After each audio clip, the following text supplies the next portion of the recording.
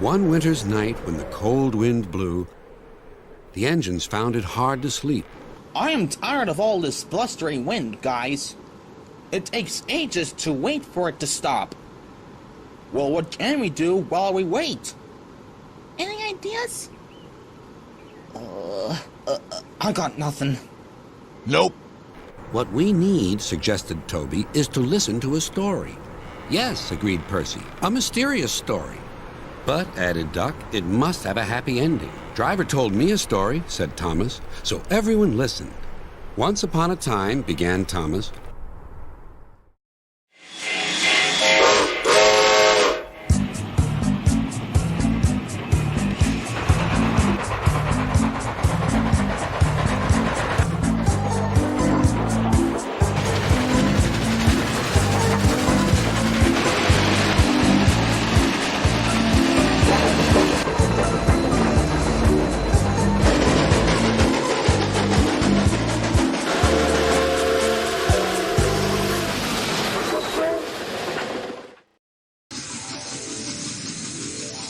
Once upon a time, 3 little engines lived in their own little shed on their own little railway. Duke was brown, Falcon blue, and Stuart green. Duke was the oldest. He had been the first engine on the line, and named after the Duke of Sodor. He was proud of this, and wanted everything just so.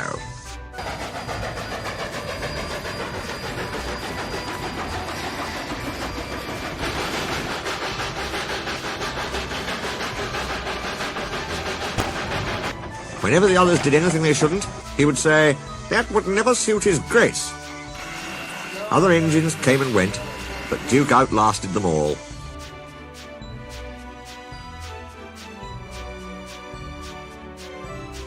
Stuart and Falcon used to call him Granpuff. Duke was fond of them and tried to keep them in order. They were fond of him too, as he was so wise and kind, but they did get tired of hearing about his grace. Sometimes they would wink at each other and chant solemnly, "Engines come and engines go, Granpuff goes on forever." "You impertinent scallywags," Duke would say indignantly.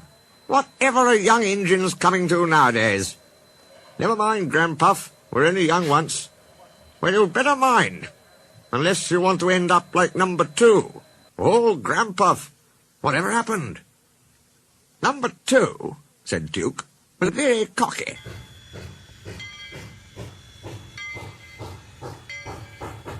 He rode roughly and often came off the rails.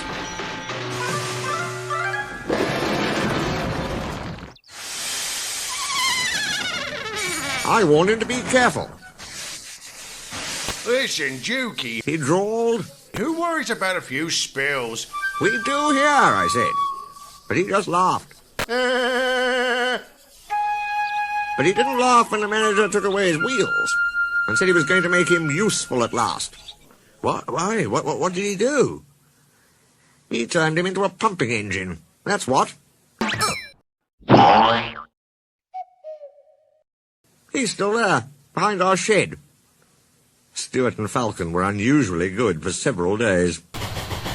Stuart and Falcon became useful engines, and all 3 were happy together for many years.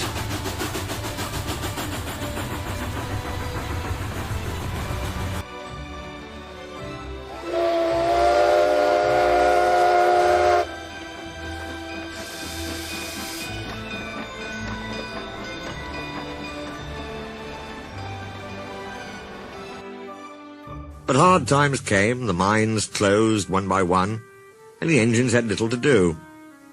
At last their line was closed, and people came to buy the engines.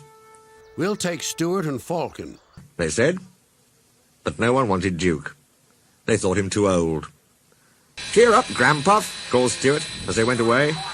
"We'll find a nice railway, and then you can come and keep us in order." They all laughed bravely, but not one of them thought it would ever come true.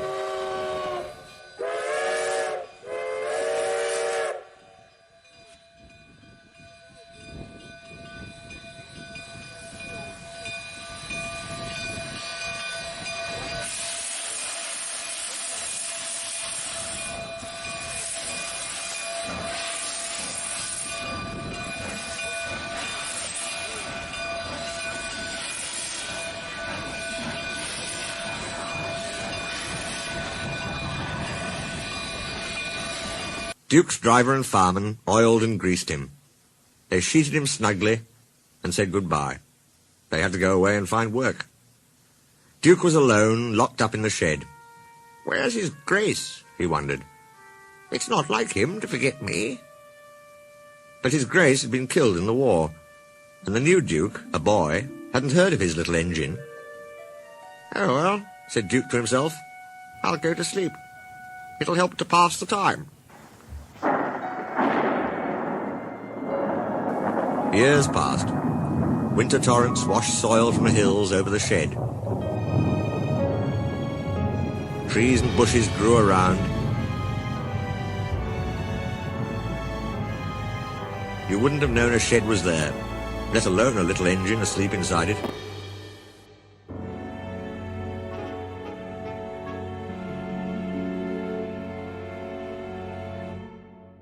Have you guessed about Stewart and Falcon? Yes, you're right. They came to the Thin Controller's Railway. He gave them new coats and new names. Stewart became Peter Sam, and Falcon, Sir Handel. They prefer their new names.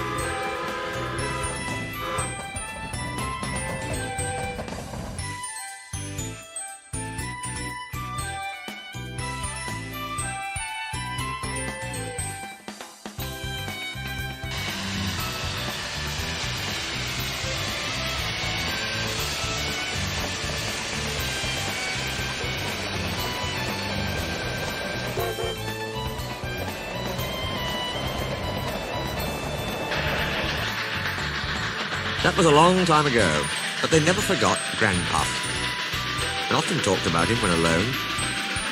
They were excited to hear that the Duke was coming to Skarloey's and Renias's 100th birthday.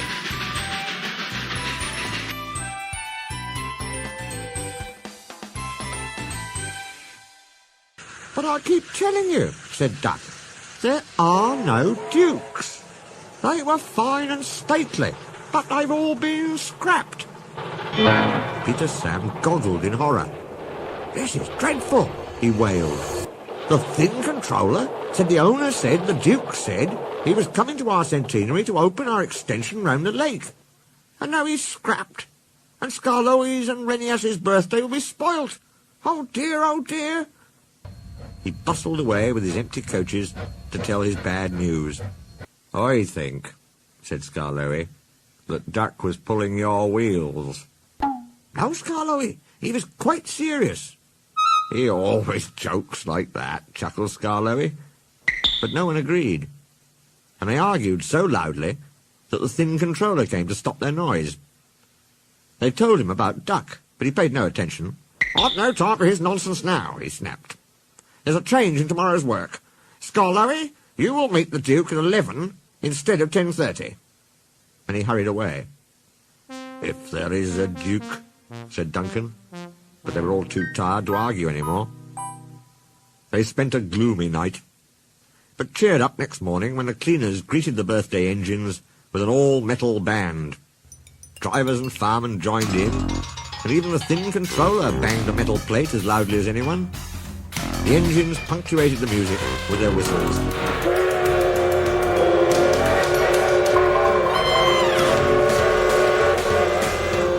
The owner laughed and held his ears.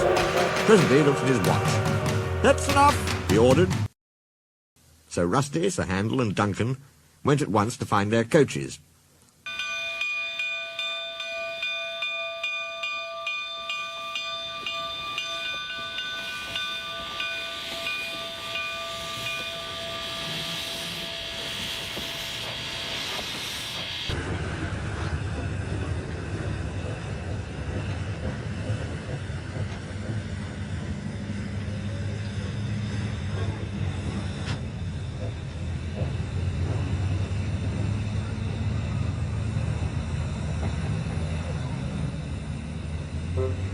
Visitors crowded the big station.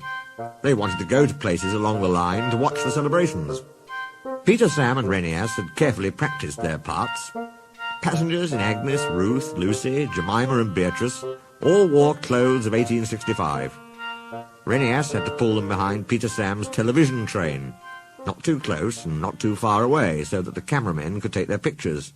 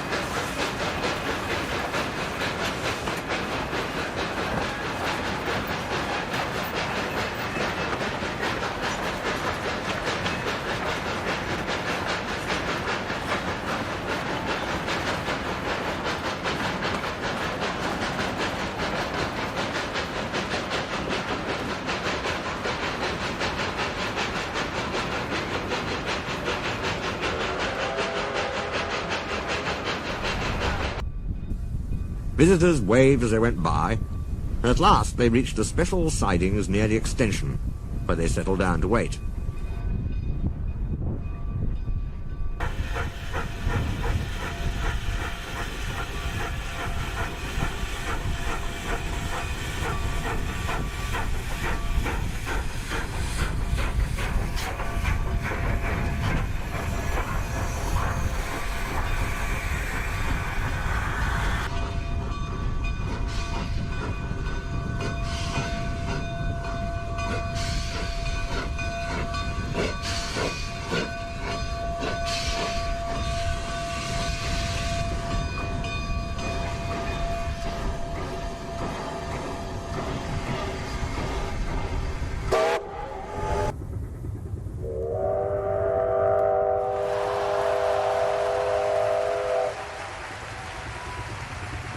"Listen," said Peter Sam at last.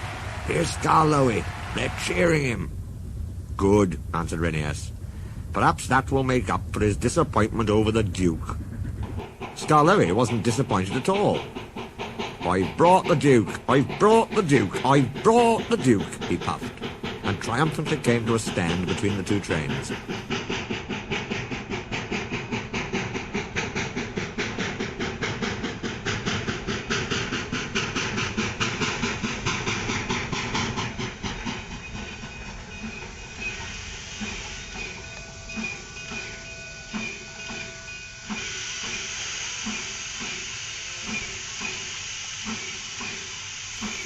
A distinguished-looking man stepped out, climbed to Skarloey's footplate, and drove him on the new line round the lake and back again.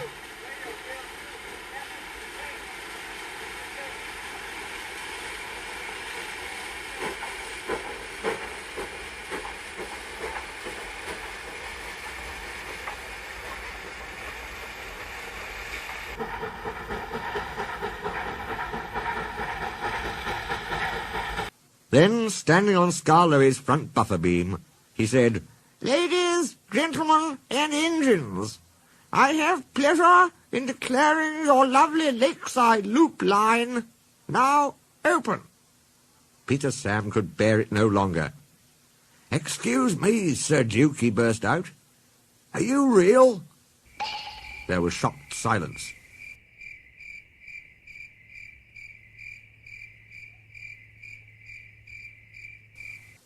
The Duke smiled. Scarlet said you'd been listening to Duck, he answered. Duck thinks dukes were Great Western engines. But dukes are really people. I am happy to assure you, Peter Sam, that I am a real live duke. I'll give Duck dukes, muttered Peter Sam, but he was sternly hushed. The Duke turned to the owner. I congratulate you, sir, on your remarkable railway. It must be a record indeed to have 2 locomotives in regular service and both 100 years old. Long life, then, and good running to Skarloey and Renias, your famous old engines.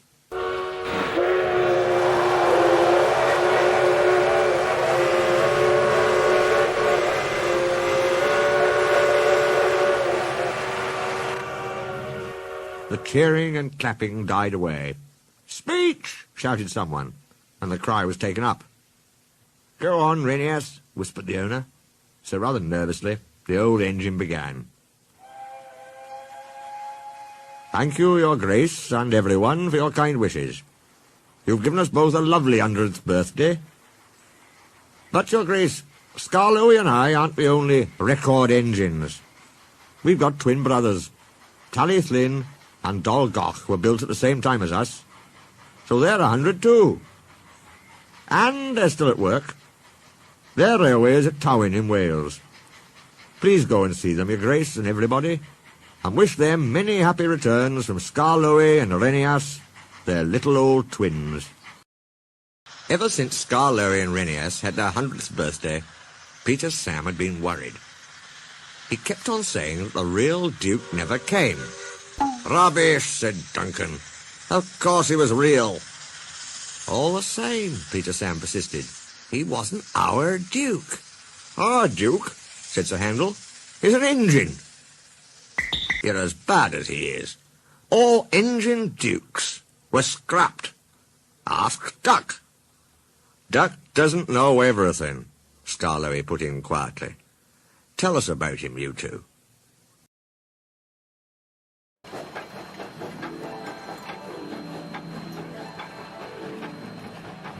It happened when Sir Handel was new to the line. Now, have you remembered that in those days he was called Falcon and painted blue? You have. Now we can begin. The manager came to see him one day and said he was pleased with his work so far. Now, Falcon, he went on, you must learn the mountain road. Yes, please, sir, said Falcon, excited. So tomorrow you shall go double-heading on it with Duke. He'll explain everything. Falcon didn't like this. He thought Duke was a fusspot and a regular old fuddy-duddy. Duke's train was one for holiday-makers. He called it the picnic.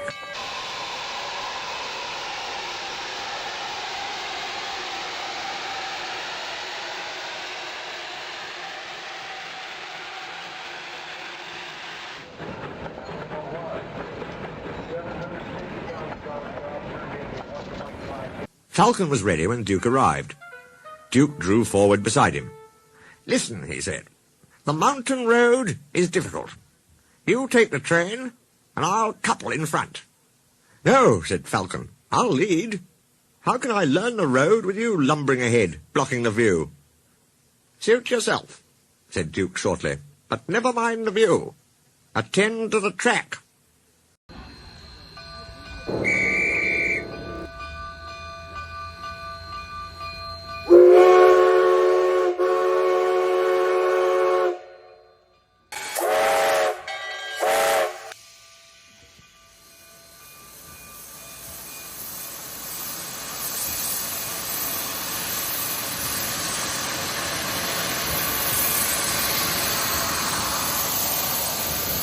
Look at the track, he puffed again on starting.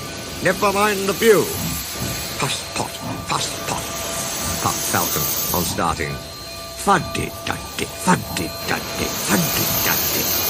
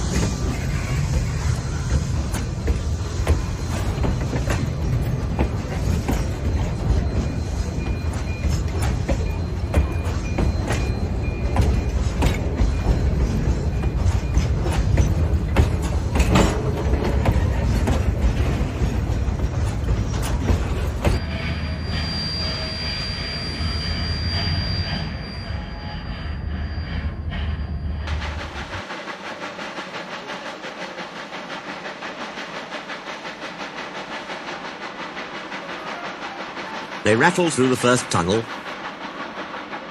looped round, recrossed the river, and entered the second, climbing all the time. Their speed grew slower and slower. Don't dawdle, urged Falcon. No hurry, puffed Duke stolidly. The tunnel was curved and pitch dark. Falcon felt stifled. He wanted to get out. Presently the light grew. 2 ribbons of track appeared ahead in the gloom. Watch the track, warned Duke. Puss pot, scoffed Falcon.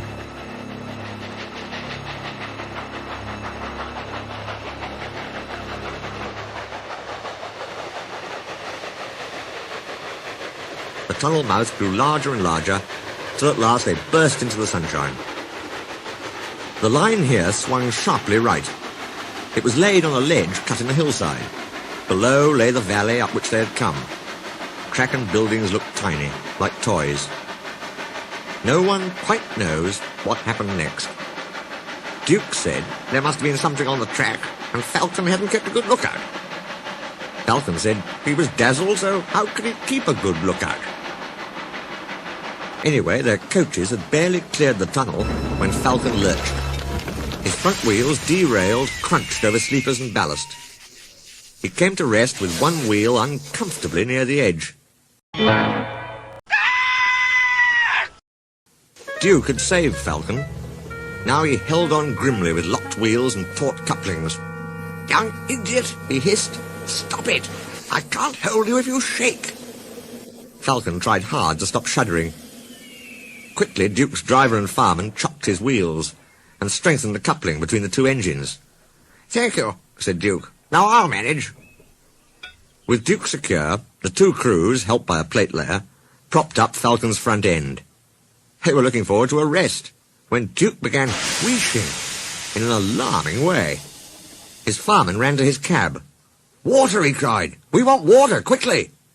The plate layer's cottage stood nearby. He explained to his wife, and the passengers borrowed jugs, buckets, kettles, saucepans, anything, in fact, which would hold water. They formed a chain from the well to the engine and passed them from hand to hand. The fireman, meanwhile, reduced his fire and anxiously watched the gauge. It was hot and tiring work, for Duke needed many gallons. But at last the fireman shouted cheerfully, "We're winning! Don't weaken!" And they all set to work again with a will. They cheered again when the breakdown gang arrived. They showed other passengers how to help them lever Falcon back to the rails.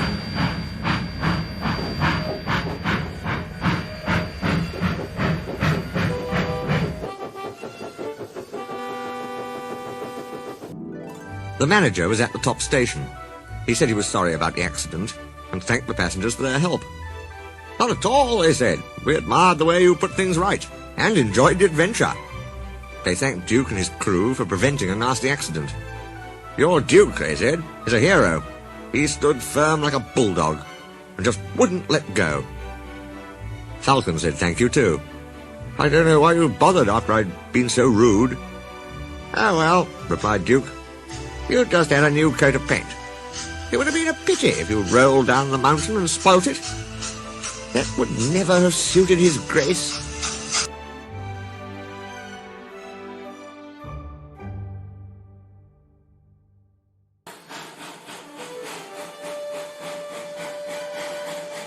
Duke's picnic was a train for summer visitors. It was his special train. Many people came year after year just to see him.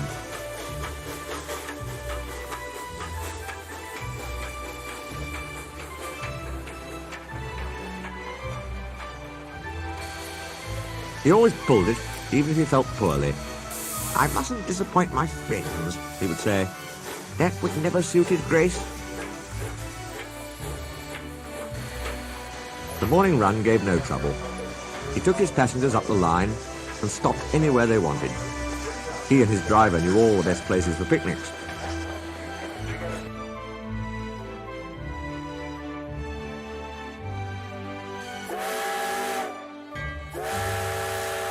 "Beep, beep, beep," he whistled as they waved goodbye.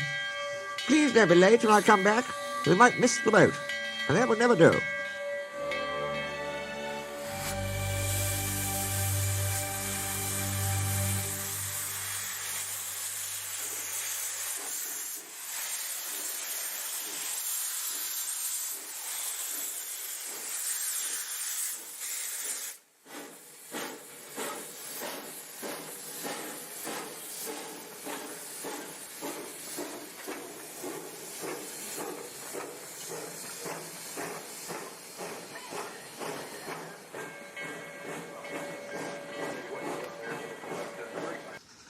One day, Duke felt poorly at the end of his first picnic journey. He'd been short of steam and was glad of a rest before starting back. His driver and fireman had just finished cleaning his tubes when Stuart bustled in.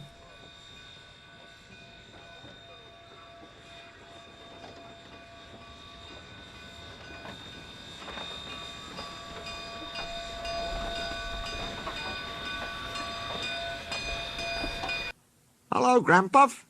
Are you short of puff?" "Nothing of the sort. Routine maintenance. Tell you what, Granpuff, you're getting old. You need to take care. We'll have to keep you in order, or one day you'll break down." "Ha!" said Duke. "That'll be the day. You keep me in order." Impudence. He puffed away, whooshing crossly from his drain cocks.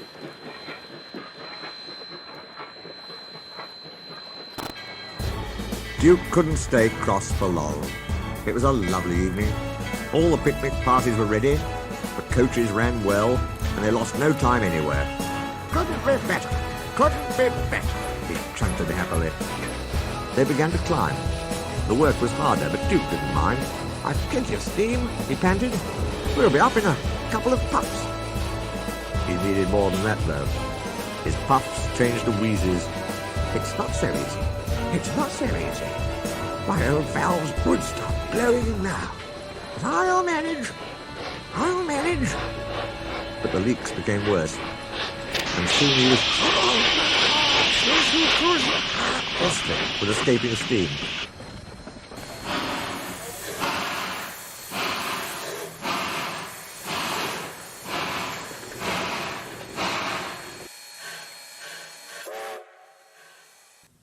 Duke's driver examined him carefully at the next station, while the guard went to telephone. Anxious passengers gathered round. "2 engines are coming," the guard reported. "With luck, we'll be away in 15 minutes. You'll easily catch your boat."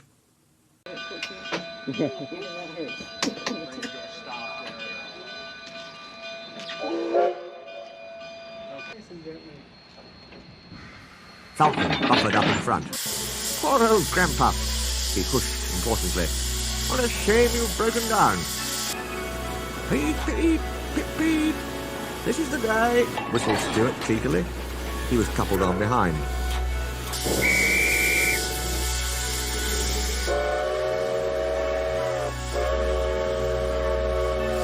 "Are you ready?" whistled Falcon. "Yes, I am," replied Stuart, and away they went.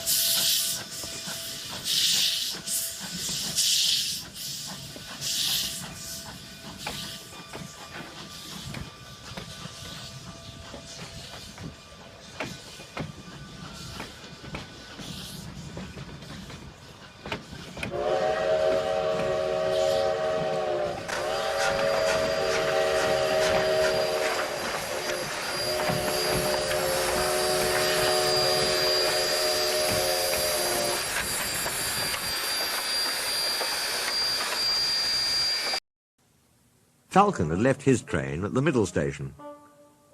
Arrived there, the cavalcade split up. Falcon went down to the port with Duke's picnic, while Stuart headed Falcon's train with Duke coupled behind.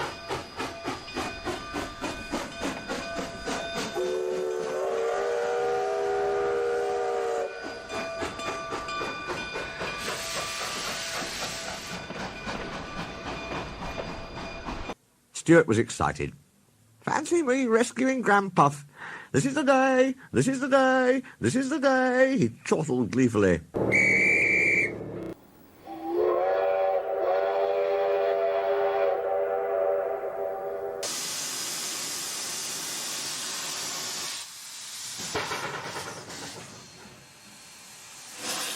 Poor Granpuff, he thought. He's much too old.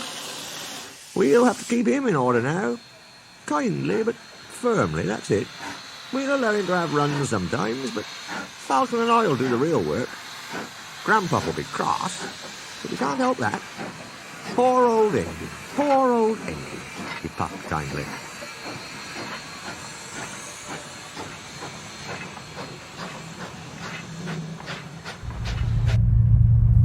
Duke was by no means crippled. His valves sounded worse than they were. He could have kept his train, but his driver said, "No, our passengers will only be worried." Duke agreed. He didn't want to spoil their day. He listened to Stuart chortling and smiled. He and his driver had their own joke ready. At first they used just enough steam to keep moving, but the last half-mile was uphill. "Now," said his driver. He advanced the regulator, and Duke responded with a will. He puffed and roared as though the whole train's weight was on his buffers. People heard the noise from far away. They ran to see what was happening.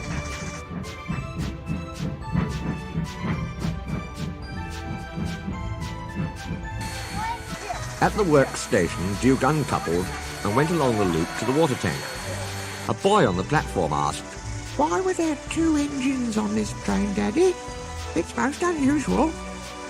"It is," said his father, "but today was different. Stuart broke down, you see, and I had to call Duke out to help him. Duke had a hard job too, by the sound of it." "Well, crying out loud!" exclaimed Stuart.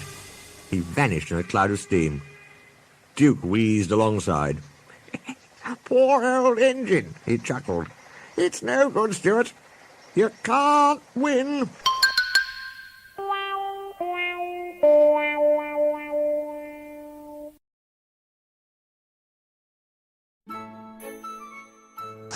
Duke's story soon spread. The engines told Mr. Hugh. Mr. Hugh told the thin controller. The thin controller told the owner. The owner told his Grace. His Grace told the small controller. The small controller told the thin clergyman, and the thin clergyman told the fat one.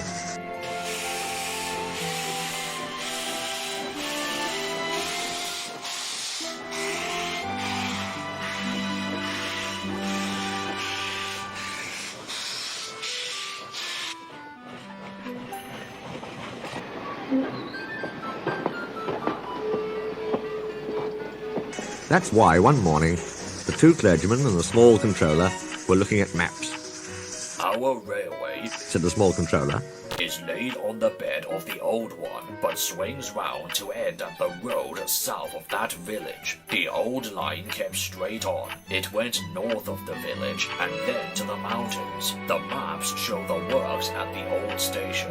If Duke is anywhere, he's there." "Are you writing another book, sir?" "Yes," said the thin clergyman, "but not about you." He smiled at their downcast faces. "Cheer up," he went on. "It's about a nice old engine who is lost. But if you're good, the artist might put you in the pictures." "Oh, thank you, sir." So the clergyman told them about Duke and Falcon and Stuart. "So you see," he continued, "poor Duke was left alone." 3 small engines sighed sympathetically. "And we want to find him, and mend him, and make him happy again. Your controller wants to help, but he can't if you're naughty." 3 small engines promised to be as good as gold.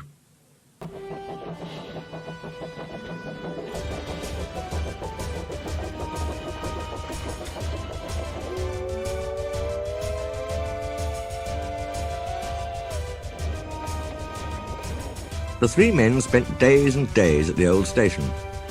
They came up every morning on Bert's train. He always whistled good luck as they walked up the track. But they had nothing in the evening except scratches and torn clothes.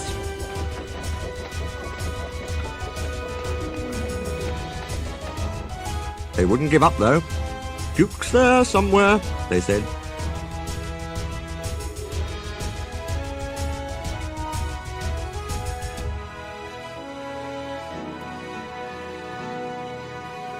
The fat clergyman found him in the end. Scrambling over a hillock, he trod on something which wasn't there, crashed through a hole, and landed legs astride on Duke's saddle tank. "Our sleeping beauty himself!" he shouted. The thin clergyman and the small controller peeped through the hole above. Oh my God! "Excuse me," inquired Duke. "Are you a vandal? Driver told me vandals break in and smash things." The fat clergyman ruefully felt his bruises. "Bless you, no," he laughed. "I'm quite respectable. I dropped in because I couldn't find your door." And he told Duke about Falcon and Stewart. "So they did remember," said Duke softly. "Then does his Grace approve?" "Yes, he's coming." "To see me? How kind. And I'm all dirty. That'll never do. Please clean me." So they set to work, and by the time the small controller had fetched his Grace, Duke was the cleanest of anyone in the shed. Early next morning, Mike brought workmen and tools. They enlarged the fat clergyman's hole, lifted Duke out, and put him on a low loader to take him away by road. "I'd be ashamed," Duke protested, "to travel by road. It's undignified." "I'm sorry, Duke," said his Grace, "but the small railway has no suitable trucks." Duke gave in then, but so many people came out and greeted him that he felt better. "So they still remember me," he thought happily.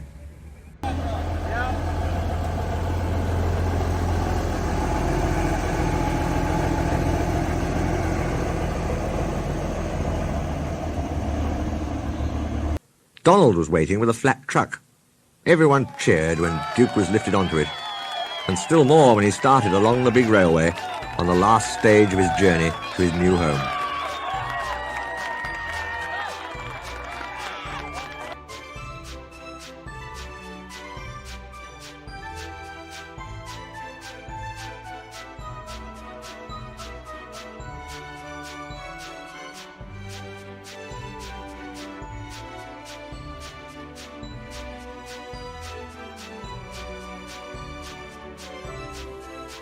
Peter, Sam and Sir Handel were on early turn.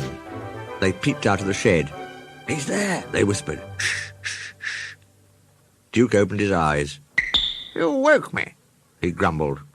"In my young days, engines were seen and not heard, Granpuff, remember?" "I remember," said Duke. "Two idle good-for-nothings called Falcon and Stewart. Good for you, Granpuff. We're glad you've come. We can keep you in order now." "Keep me in order? Impertinence! Be off!" The pair chuffed away, well content. "Impudent scallywags," murmured Duke. But his old eyes twinkled, and for the first time in years he smiled as he dozed in the sun. And that, said Thomas, is the whole story. Did you like it? Yes, indeed, agreed the engines. That story was wonderful. Especially the happy ending. And soon they were all asleep too.